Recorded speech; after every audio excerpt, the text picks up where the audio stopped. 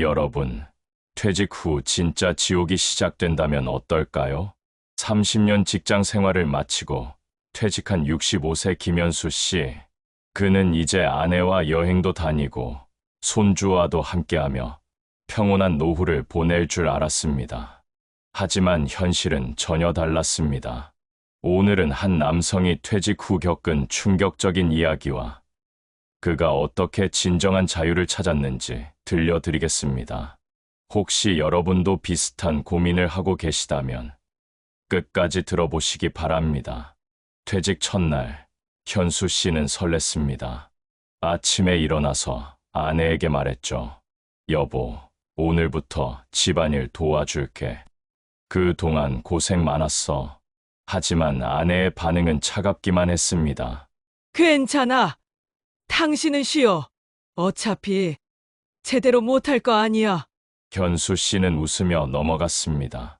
처음엔 그럴 수도 있다고 생각했죠. 하지만 며칠이 지나자 분위기가 달라졌습니다. 현수 씨가 설거지를 하면, 그렇게 하는 거 아니야. 빨래를 개면, 어휴, 다시 해줘. 청소를 하면 더러워졌네. 무엇을 해도 인정받지 못했습니다. 오히려 방해가 되는 존재 취급을 받았죠. 아내는 친구들과의 모임에서도 현수 씨를 무시했습니다. 집에 있으니까 답답해 죽겠어. 맨날 눈치만 보고 있고 점점 현수 씨는 집 안에서 투명인간이 되어 갔습니다. 존재하지만 존재하지 않는 그런 사람이 되었죠. 가족 모임에서도 마찬가지였습니다. 며느리는 현수 씨가 말을 걸어도 대답도 제대로 하지 않았고 아들은 아버지는 좀 쉬세요라며 대화에서 배제시켰습니다. 그런데 정말 충격적인 순간이 찾아왔습니다. 손주의 7살 생일 파티에서였습니다. 친척들이 모두 모인 자리에서 아내는 이렇게 말했습니다. 우리 남편, 연금만 아니었으면 벌써 굶어 죽었을 거예요. 집에서 하는 게 뭐가 있나요? 맨날 TV만 보고 있어요. 친척들이 웃었습니다. 현수 씨를 바라보며 그래도 이제 편하시겠어요라고 말하는 그들의 눈빛에는 동정과 무시가 섞여 있었습니다. 그 순간 현수 씨의 마음은 무너져 내렸습니다. 30년 동안 가족을 위해 열심히 일했는데 이제 와서 무용지물 취급을 받는 거였습니다. 밤에 혼자 누워서 생각했습니다. 나는 정말 쓸모없는 사람이 된 걸까? 이게 내가 꿈꿨던 노후인가? 자존감은 바닥을 쳤습니다. 거울을 보면서 나는 누구인가 하는 생각이 들었죠. 하지만 더 견디기 어려운 일이 기다리고 있었습니다. 어느 날 현수 씨는 아내가 친구와 통화하는 걸 우연히 들었습니다. 우리 남편 때문에 스트레스 받아 죽겠어. 집에 있으니까 간섭만 하고 차라리 밖에 나가서 일이라도 했으면 좋겠는데 저 나이에 누가 써주겠어? 그리고 웃으며 이렇게 말했습니다.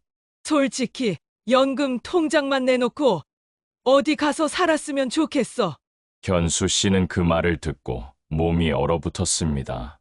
자신이 사랑했던 사람이 40년을 함께 산 배우자가 자신을 그렇게 생각하고 있었다니.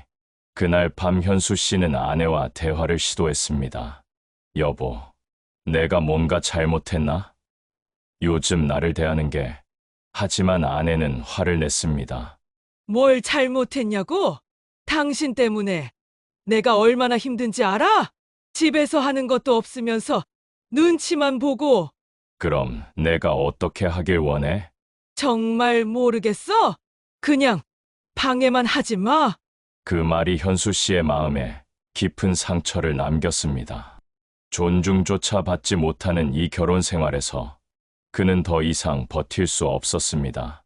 며칠 후 또 다른 사건이 벌어졌습니다. 현수 씨가 감기에 걸려 누워 있는데 아내는 약 하나 사다 주지 않았습니다. 오히려 또 아픈 척하네라며 짜증을 냈죠. 그때 현수 씨는 깨달았습니다. 이건 단순한 갈등이 아니라 자신의 존재 자체가 부정당하고 있다는 것을.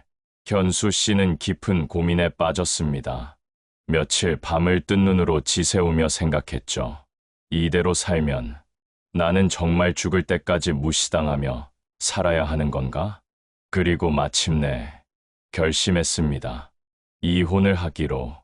변호사 사무실에서 상담을 받았습니다. 변호사는 말했죠. 재산 분할하면 절반은 드려야 하고 위자료도 있을 수 있어요. 신중하게 생각하세요. 하지만 현수 씨의 마음은 이미 정해져 있었습니다. 괜찮습니다. 돈보다 중요한 게 있어요. 아내에게 이혼 의사를 밝혔을 때 아내는 처음에는 놀랐습니다. 갑자기 왜 그래? 나이 들어서 무슨 이혼이야? 하지만 현수 씨는 담담하게 말했습니다. 당신도 내가 부담스럽다고 했잖아. 서로 힘들지 말고 각자 살아요. 주변 사람들의 반응은 다양했습니다. 어떤 이는 나이 들어서 무슨 이혼이냐며 만류했고, 어떤 이는 그래도 가족인데라며 걱정했습니다. 하지만 현수 씨에게는 그것보다 더 중요한 것이 있었습니다. 바로 존엄이었죠. 재산 분할. 괜찮았습니다. 위자료. 상관없었습니다. 그에게 진짜 중요한 건 돈이 아니라 자신의 존재를 인정받으며 사는 것이었으니까요. 이혼 절차는 생각보다 순조롭게 진행됐습니다. 아내도 속내로는 안도하는 것 같았거든요. 이혼 후 현수 씨는 작은 원룸으로 이사했습니다. 40년 동안 살았던 큰 집에서 15평 원룸으로. 짐은 많지 않았습니다. 옷가지 몇 벌, 책 몇 권, 그리고 젊었을 때 치던 낡은 기타 하나. 첫날 밤, 정막이 무서웠습니다. 40년 동안 누군가와 함께 살다가 혼자가 되니 그 고요함이 견디기 어려웠죠. 내가 정말 잘한 걸까 하는 의구심도 들었습니다. 하지만 며칠이 지나자 묘한 해방감을 느꼈습니다. 아무도 자신을 탓하지 않는 공간에서 자신만의 리듬으로 살아갈 수 있다는 것. 아침에 일어나서 커피를 천천히 마시며 창밖을 바라보는 시간. 아무도 빨리 해라고 재촉하지 않았습니다. 하지만 현실적인 문제도 있었습니다. 이혼 후 받게 된 돈으로는 여유롭게 살기 어려웠거든요. 그래서 현수 씨는 결심했습니다. 다시 일을 시작하기로. 65세에 취업. 쉽지 않았습니다. 하지만 현수 씨도 포기하지 않았어요. 마침내 집 근처 편의점에서 아르바이트를 구했습니다. 밤 12시부터 아침 6시까지 야간 근무였죠. 첫날 젊은 점장이 말했습니다. 아저씨, 힘드시면 언제든 말씀하세요. 하지만 현수 씨는 묵묵히 일했습니다. 진열 정리, 청소, 손님 응대, 모든 게 새로웠지만 보람 있었어요. 무엇보다 좋았던 건 여기서만큼은 자신이 필요한 사람이라는 것이었습니다. 새벽에 들르는 택배기사 아저씨는 사장님 덕분에 새벽에도 따뜻한 커피 마실 수 있어요라고 말했고, 야간 근무를 마치고 들르는 간호사 언니는 항상 친절하게 해주셔서 고맙습니다라고 인사했습니다. 작은 일이었지만 누군가에게 도움이 된다는 느낌. 그것이 현수 씨에게는 큰 힘이 되었습니다. 첫 월급을 받던 날, 현수 씨는 혼자 국밥집에 가서 따뜻한 국밥 한 그릇을 시켰습니다. 스스로 번 돈으로 먹는 그 국밥은 그 어떤 산의 진미보다 맛있었어요. 그리고 깨달았습니다. 아, 이게 자존감이구나. 어느 날, 현수 씨는 먼지 쌓인 기타를 꺼냈습니다. 젊었을 때 꿈꿨던 음악에 대한 열정이 다시 살아났거든요. 처음엔 손이 따라주지 않았습니다. 하지만 매일 조금씩 연습하니 예전 실력이 돌아왔어요. 그리고 용기를 내서 SNS에 기타 연주 영상을 올렸습니다. 65세 할아버지의 기타 연주라는 제목으로.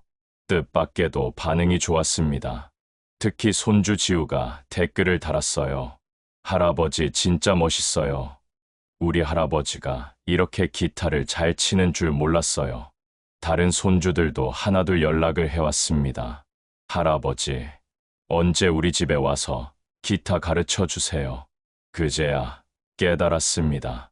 존중은 억지로 받는 것이 아니라 스스로 자신의 삶을 살 때 저절로 따라온다는 것을요. 이제 현수 씨는 말합니다. 돈은 줄었지만 자유는 2배가 되었다. 그리고 지금의 나는 마음만은 가장 부자다. 현수 씨의 이야기를 들으며 여러분은 어떤 생각이 드시나요? 존중 없는 관계에서 참고만 사는 것. 그것이 과연 행복일까요? 나이는 숫자일 뿐입니다. 진짜 행복은 자신의 존엄을 지키는 삶에서 시작됩니다. 여러분의 이야기도 댓글로 들려주세요. 구독과 좋아요는 더 많은 감동적인 이야기를 만드는 힘이 됩니다.